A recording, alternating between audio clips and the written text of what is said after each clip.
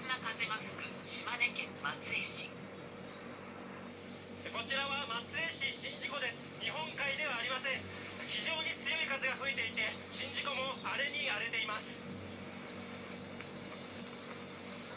松江市では午後2時半に最大瞬間風速 35.7 メートルを記録した。自転車を運ぶ2人の少年。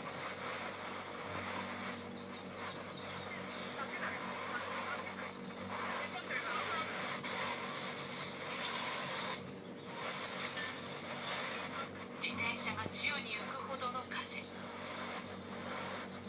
子供は電柱にしがみつき、しばらく動けなかった。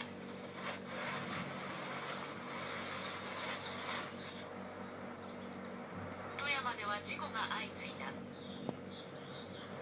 の上は強い風が打ちつけてきます。奥の方、トラックが横転しているのがわかります。県内で少なくとも10台を超えるトラックが風にあおられ横転した。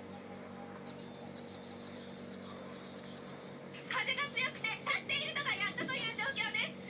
建設中のタンポートが強風に飛ばされて民家に直撃しました。風が強く吹くために大きく揺れて危険な状態です。また強風で物置が倒れ、この家に住む81歳の男性が下敷きになり死亡した。台風並みの暴風。春の嵐が直撃した日本列島。今日午後には都内で本格的に強まった。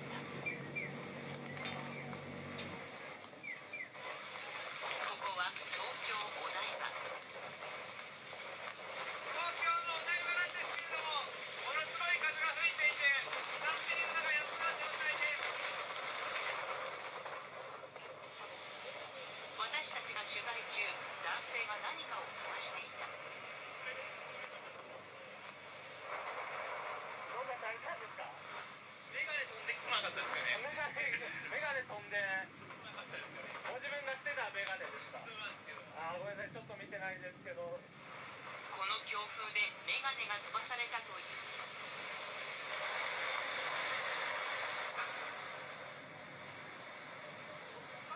傘をささずに走る人も。東京都心では午後6時15分に最大瞬間風速 29.6 メートルを記録。この強風は就職活動をする人にも影響。今日はどちらからいらっしゃったんですか？愛知県です。愛知県。はい。雨すごかった。傘が折れちゃいました。帰りが大丈夫かなって心配。大阪の高槻っていうことになりまして、どうしても帰れそうにないので、それが迷ってます。最悪こっちでどっかちょっと泊まるしかない。